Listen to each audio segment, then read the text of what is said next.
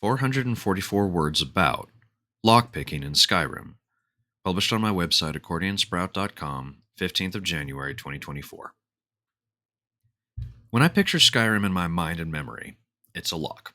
It's almost always a lock.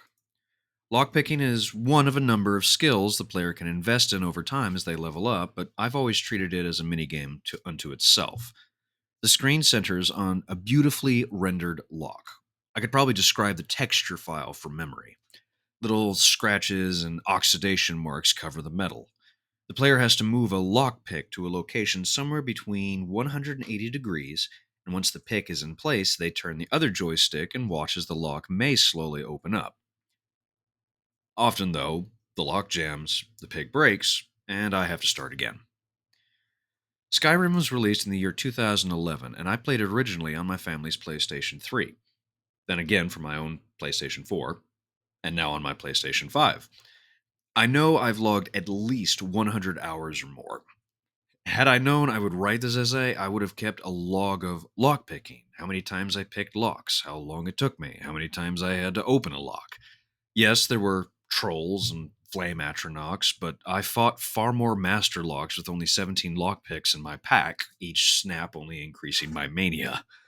There were zombies and necromancers in tombs armed with bows and daggers, but a chest in the corner marked novice was a siren song marking a quick and easy victory. Even just a few coins was enough to slake my thirst.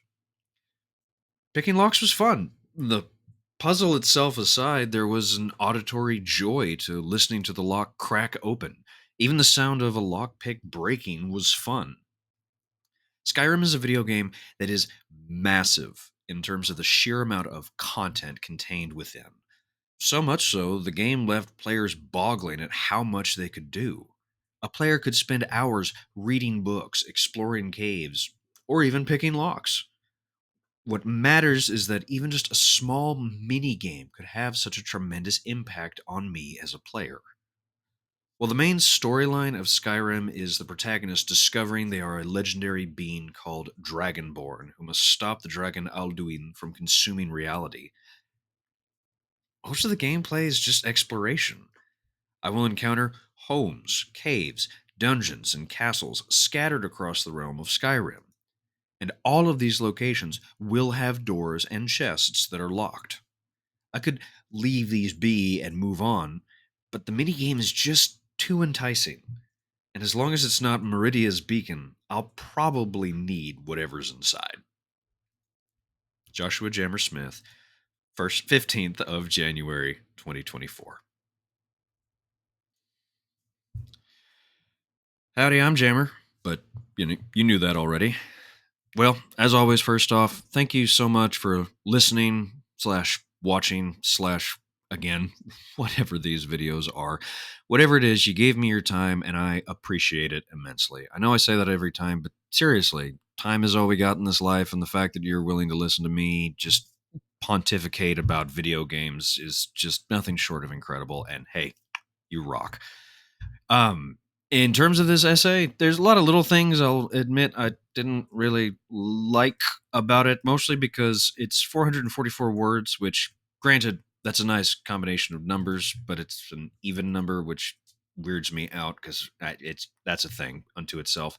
But honestly, I just wish I had pushed this essay a little bit further. Nevertheless, it was published originally on my website, Accordion Sprout, as I noted in the beginning, and I'll post a link to it below in case you'd like to go read it yourself, or if you'd like to check out some of the other under 500 word essays I've done, or even the full essays I've done about all sorts of other games. This is now the third recording slash video that I've made now for YouTube, and I mean, honestly, I'm enjoying doing these, so I have every intent on keep going. Excuse me. I have a master's degree. Ugh.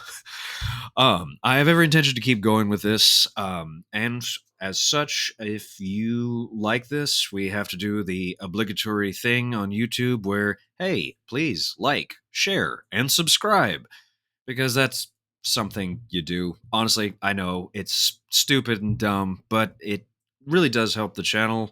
in terms of really just making sure more people see it, and then maybe more people will be interested and I'll have a reason to keep going.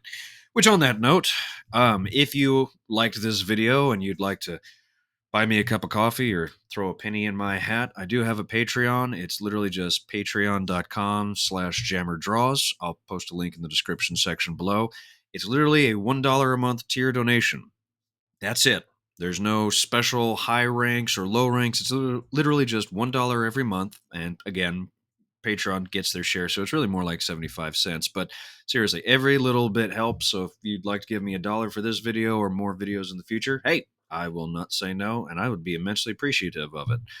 But of course, no obligation to do so. But please feel free to check it out because it'll also give you links to some of my other websites, like my art website or just Accordion Sprout, where you can actually read these essays that I'm writing and throwing out into the universe in hopes that somebody somewhere will like it. Which, I guess on that note, I've talked enough and I feel like I'm starting to ramble. So, hey, thank you again so much for listening to this. I immensely appreciate it. And hey, go play some video games.